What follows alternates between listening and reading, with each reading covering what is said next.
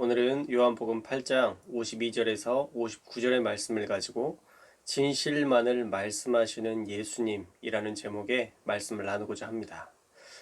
서로의 상황에 대해서 모르면 오해로 시작하게 되죠. 그런 상태에서 대화를 해봤자 그 대화는 아마 유기적으로 이루어지지 못할 것입니다. 일방적으로 자기 입장만 계속 전달하다가 끝날 뿐이죠. 그런데 참 답답한 것은 둘 중에 한 사람만 마음을 열어서는 소통이 될 수 없다는 겁니다.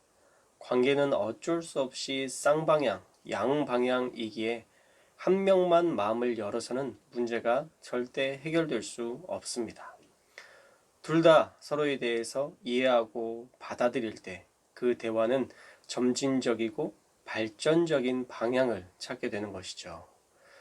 오늘 말씀에서 예수님은 마음을 여시고 그들을 구원하고자 하셨지만 그렇게 하늘의 일들에 대해서 말씀해 주셨지만 유대 종교 지도자들은 그 말을 받아들이지 못했습니다.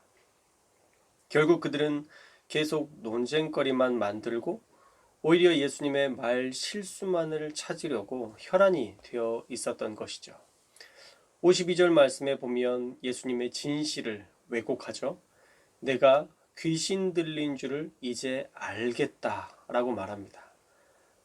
그리고 이어서 아브라함도 선지자도 죽었는데 내 말을 지키면 영원히 죽지 않는다고? 당신이 아브라함보다 선지자들보다 큰 자란 말이냐? 말 나온 김에 물어보자. 너를 누구라 하느냐라고 예수님에 대해서 묻게 됩니다. 그런데 너는 누구냐? 라는 물음은 유대인들이 예수님을 올무에 걸리게 하려고 유도하는 질문이라는 것을 우리가 알아야 됩니다. 유대 종교 지도자들도 사실 똑똑한 사람들이었죠. 이스라엘이라는 나라를 다스리는 지도자였습니다. 율법을 중심으로 입법, 사법, 행정기관의 수장들인 겁니다. 그런데 그 좋은 머리를 가지고 안타깝게 예수님과 논쟁만 벌이고 있는 거예요. 그때 예수님은 54절의 말씀을 주십니다. 우리 54절의 말씀 함께 읽겠습니다. 시작. 예수께서 대답하시되 내가 내게 영광을 돌리면 내 영광이 아무것도 아니거니와 내게 영광을 돌리시는 이는 내 아버지시니 곧 너희가 너희 하나님이라 칭하시는 그이시니라. 아멘. 예수님께 영광을 돌리는 분이 누구시라고요? 바로 하나님 아버지라는 겁니다. 다시 말하면 하나님이 예수님께 영광 돌리며 경배하는 것처럼 이 말씀의 내용을 우리가 받아들일 수 있지만 그렇지 않아요. 이 말씀의 정확한 의미는요, 많은 무리들이 예수님께 영광 돌리는 이유는 하나님께서 그렇게 인도하시기 때문이다 라는 말씀입니다. 그래서 여러분, 말씀을 읽는 것도 참 중요하지만 그 말씀에 대한 해석을, 설교의 말씀을 듣는 것도 참 중요합니다. 안 그러면 말씀을 가지고 말씀이 계속 엉켜지기 시작해요. 자, 그러면 이 영광이라는 단어의 의미는 뭔가? 원문에서는 이것을 독사조라고 말하는데 높이다, 칭찬하다, 존경하다의 의미가 있습니다. 많은 사람들의 칭찬과 존경과 찬양의 이유는 하나님께서 인도해 주셔서 예수님이 그렇게 받게 된 것임을 말씀하는 것이죠. 스스로 돌리는 영광은 무의미하지만 사람들이 나에게 영광을 돌리고 있지 않느냐. 그 영광은 너희가 믿는 그 하나님께서 주시는 영광이다 라는 말씀입니다. 그리고 예수님이 누구인지 분명하게 드러내고 계십니다. 우리 55절 말씀도 함께 읽어보겠습니다. 55절 말씀 시작. 너희는 그를 알지 못하되 나는 아노니 만일 내가 알지 못한다 하면 나도 너희같이 거짓말쟁이가 되리라. 나는 그를 알고 또 그의 말씀을 지키노라. 아멘. 요약하면 너희는 하나님을 모른다. 그러나 나는 분명히 알고 있다. 하나님을 너무 잘 알기에 오히려 내가 모른다고 하면 너희와 같은 거짓말쟁이가 된다. 너희는 모르면서 안다고 거짓말하고 있지만 나는 아는데 모른다고 거짓말할 수 없다라는 말이죠. 그렇게 하나님을 알기에 나는 그의 말씀을 지킨다. 괄호 열고 너희는 모르기에 말씀을 안 지키는 거고 점점점. 이렇게 자신에 대해서 그들에 대해서 분명하게 그들의 현실을 알려주고 계십니다. 여기에 나오는 안다라는 말은 밀접하고 친밀한 관계를 말하는 단어 오이다라는 단어를 사용했습니다. 보통 기노스코라는 단어를 자주 쓰는데 이것은 경험을 통해 아는 것을 말하는 것이죠.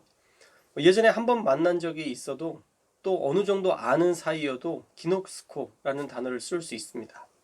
그런데 그 사람이 무엇을 좋아하는지 또 어떤 취향을 가지고 있는지까지 잘 알고 또 친밀한 사이에서 친밀한 관계를 유지하는 사이가 그렇게 안다라고 말할 수 있는 사이가 바로 오이다라는 단어를 썼다는 것이죠.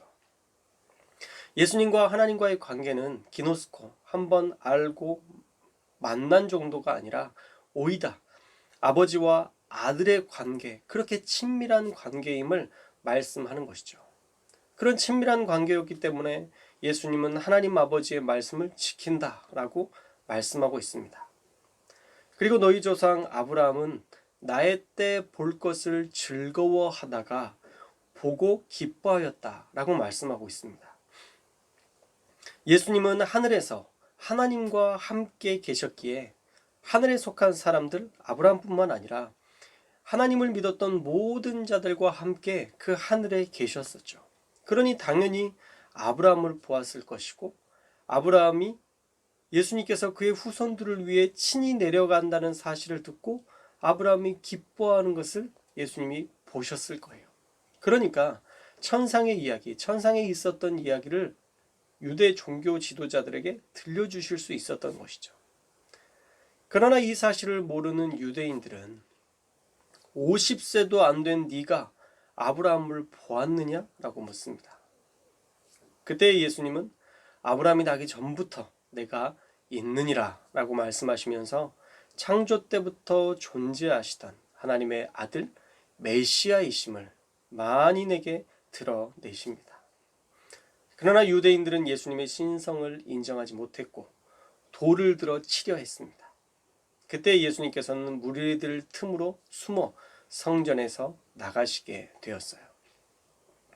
예수님께서 숨으셨다라는 말이 마음에 걸리는 분들도 있을지 모르겠습니다.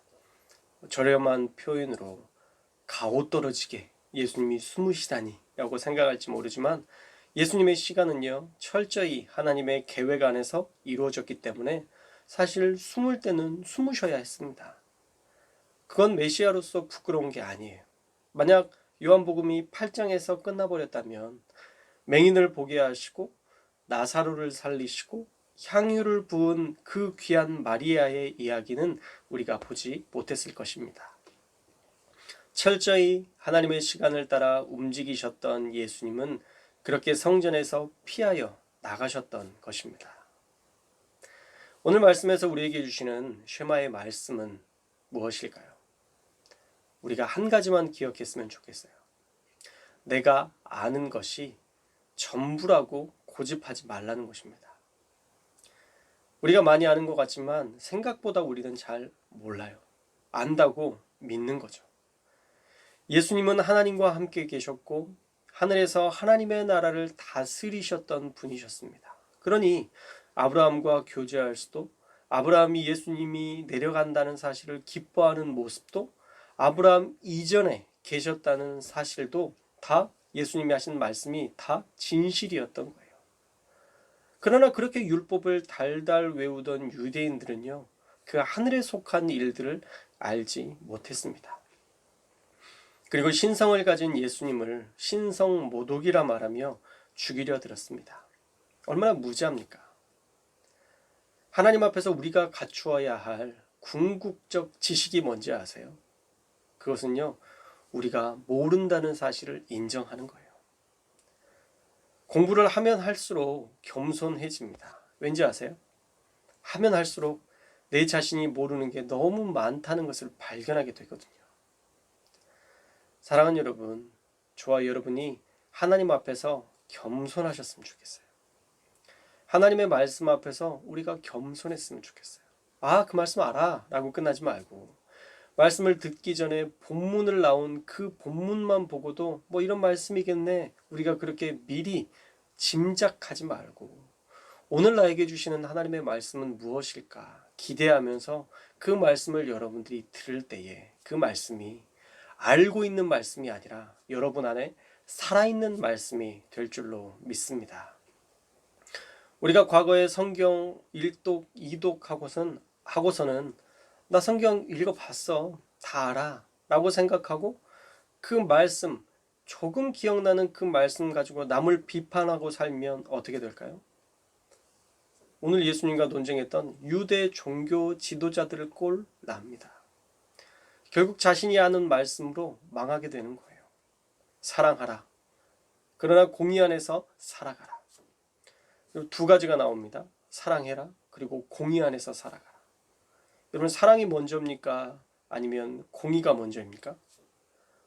사랑에는 용서가 필요하고 공의에는 심판이 필요한데 이 딜레마를 여러분 어떻게 이 말씀을 여러분의 삶에 적용하실 수 있겠어요? 답은 아주 간단합니다. 오늘 나에게 주시는 말씀을 듣고 그것을 지금 적용하면 되는 거예요. 과거에 알던 경험에 의한 말씀을 지금에 적용할 것이 아니라 과거에 어떤 사람들이 그랬다더라 하는 그 말씀을, 그냥 간증들을 막연하게 내가 이해하는 것이 아니라 지금 나에게, 오늘 나에게 주시는 말씀대로 순종하면 되는 것입니다. 그러면 그 말씀이 우리를 진리로 인도하게 되는 거예요. 사랑하는 여러분, 하나님의 말씀이 저와 여러분에게 괴롭고 힘들고 그것을 대적하게 되는 말씀이 아니라 저와 여러분에게 감동이 되고 이해가 되고 또 삶에 적용이 되는 말씀으로 살아있는 말씀이 될 수 있기를 주님의 이름으로 축원합니다. 그럴 때 말씀은 능력이 됩니다. 기적의 도구가 됩니다. 절망을 부르짖다가 희망을 노래하는 기적의 주인공이 될 수 있습니다. 한 주간 그렇게 들은 말씀을 그대로 믿고 받아들이는, 그리고 여러분의 삶에 적용하여서 믿음의 도약을, 성장을 이루어 나가시는 저와 여러분들 다 되시기를 주님의 이름으로 축원합니다.